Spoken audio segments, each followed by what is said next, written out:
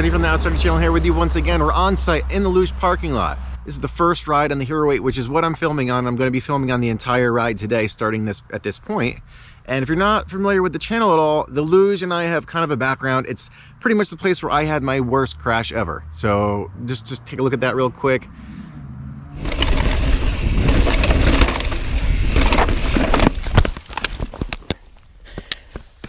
Man down. Yeah, terrible. Anyway, I love this trail. It's one of my favorites. I'm gonna do two things today. One, the main point is first ride on the GoPro Hero 8. A couple things I'm looking for straight out of the gate with the Hero 8 is the audio quality. I hear it's gonna be better, the Hyper Smooth 2.0, and just the overall quality of the footage. If you guys saw my first trail ride on the Trek Remedy, I had a really good time doing the PR challenge on TNA, and I'm gonna try that again today. Just throw that into the mix and make things a little more interesting. So I'm gonna try to PR the Luge today. Keeping in mind that I have to be very careful. It traverses the side of a cliff, 90% of it, and I had my worst crash here, so maybe this isn't a good idea. We're doing it.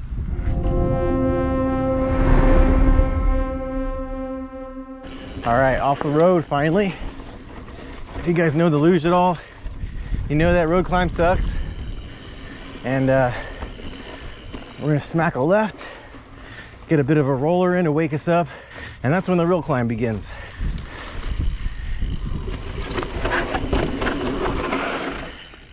If you're new to the channel, I'm Tony. This is the Outsider channel. I do new videos every week. Some are trail guides, some are just pure skill progression, having fun on the trails. If you guys saw my last week's video, you saw I got married. Thanks to all of you who said congratulations and wishing me well, and to the haters that said don't do it, and well, getting married is a scam to make money from the government. Appreciate the sentiment. I don't really know how helpful that is, but hey, you do you. Hopefully you're not right and I don't have like a year from now like I'm getting divorced and other stuff. And not really a fun joke. I got married like 6 days ago. Anyway, in a few days I'm headed to Red Bull Rampage. So if you're watching this when this video comes out, that's where I'll be. Just follow me on Instagram. If you want to see some stories, some photos, I'll be there documenting best I can.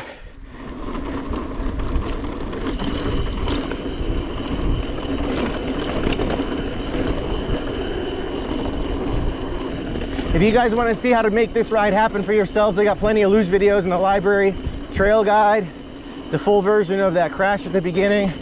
Have fun with that one. It's a really fun local SoCal ride, one of the most popular rides we have out here. So if you're in the area or you live here and you haven't done it, highly recommend. That Luge is kind of rad. You have a lot of climbs, but it gives you little breathers, little downhill in between.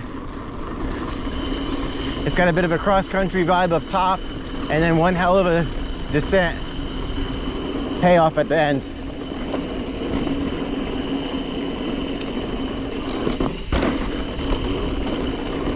All right, we're getting there. I should probably mention this as the downhill really gets started right now. I'm filming in 4K Super View 24 FPS. The beginning of the video is in linear mode, and the interface is really great because you could switch between these modes right from the LCD screen.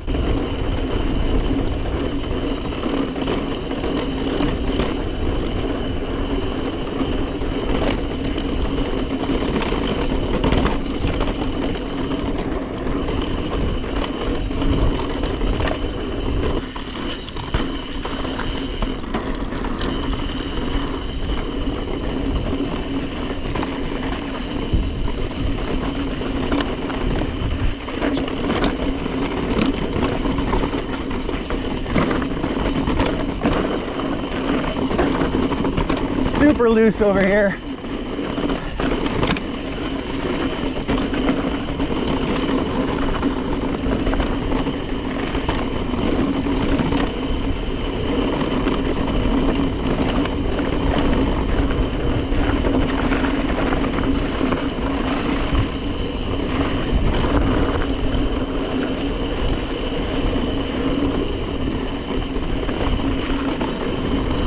Once you see that flag ahead, you know you're almost there. Well, that one last little punchy climb.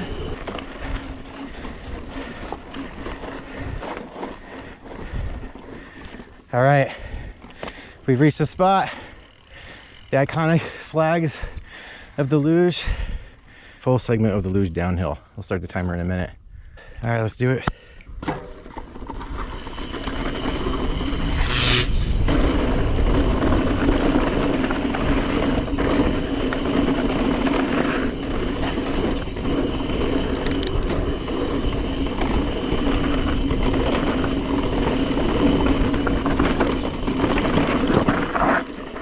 Woo!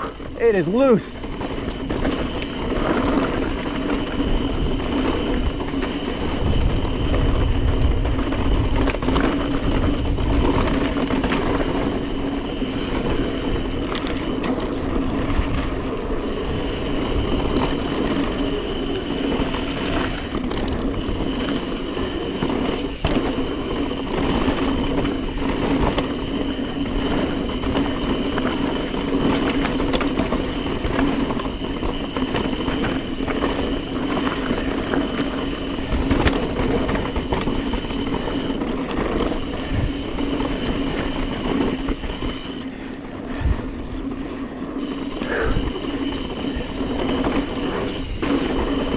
That's why they call it the luge.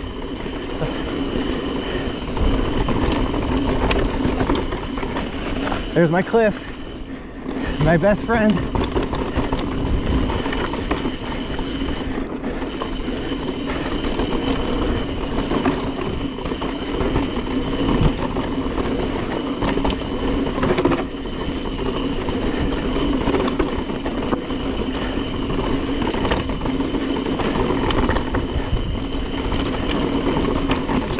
Coming up on the spot I crashed at.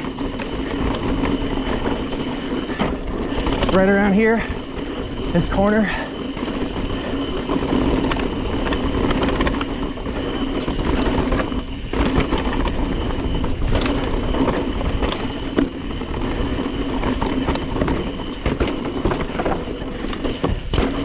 Whew.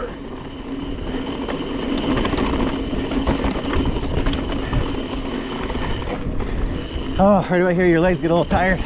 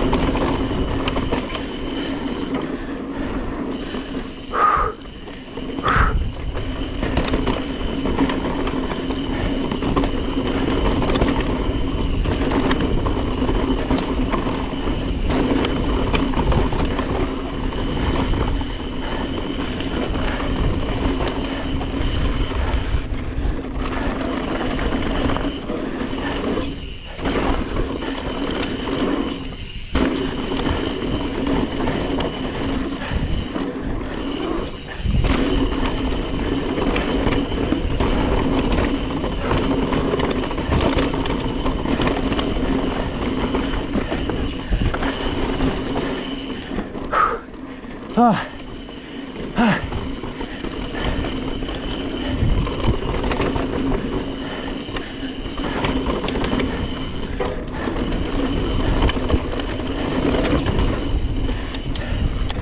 That was the official luge downhill segment. Beat my Strava time, previous best by 14 seconds.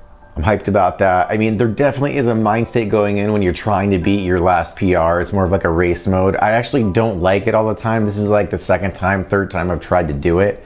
It's a different type of ride. Moving on, we're here about the Hero 8. Hero 7 and Hero 8, side by side. You can see what I mean when I say they look almost identical, same color scheme. And if you take it out of the case, side by side, the 8 is a little bit bigger lens. Obviously, there's some extra stuff in this housing because we don't have that cage, but it's still really light, and I really love not having this plastic housing. So the battery is on the side here. I'm not sure if it's my GoPro specifically or not, but it's hard to open. Like, it's not just like pop in and out. Like, I have to really dig my fingernail in there and pop it out. Not sure why that is. Like I said, maybe it's the specific GoPro. I'd like to hear what you guys think, if you have the same issue with this or not, if you have one. The biggest thing I think aesthetically is the mounting piece. So that can be flat, or you can move it out and fit a GoPro attachment right in there. Really cool. There is accessories coming out, like a media kit, a light, a shotgun mic, accessories that are coming out in December for this that I'm going to try out too. I would say that the audio voice is really good, on par with the 7, but the audio as far as the trail sounds and surround sounds is dulled down a little bit. But it grew on me. It's not as trebly as the 7. It's more bass oriented, which for me, listening to the trail sounds, I like more, instead of me over talking the hub or the chain slap. So that's pretty cool. As far as the image quality, definite upgrade. I'm noticing some significant color changes and image quality stuff. As far as the hyper smooth goes, smooth. I mean, I don't know if I'm going to put the gimbal on anytime soon. I don't think it's a gimbal killer right now. We'll have to see it in more rides. The gimbal for me is a pain in the ass. The Evo SS gimbal is what I usually use with the Hero 4 in the past. I just had a lot of problems with the gimbal. Stay tuned for more videos if that changes, but right now I think I'm going to use this on every ride. For me, this is a significant upgrade and worth the $400. But for the average person, I don't know. If you have skipped out on buying the 7 and you have a 4, 5, or 6, buy this. It's going to be a huge upgrade from where you're at. If you have the 7 and you don't use this that much and you're pretty happy with it, I don't know if it's worth the $400 right now. Enough rambling. Let me know what you guys think. Let me know your questions about this. I've had some time on it, and by the time this video comes out, I'll have more time on it. So ask your questions, give me your comments, give me your feedback. I'm Tony from the Outsider channel. Thanks for letting me bring your map to life. Thanks for sticking around. Like and subscribe, and I'll see you next week. I'm off to Rampage.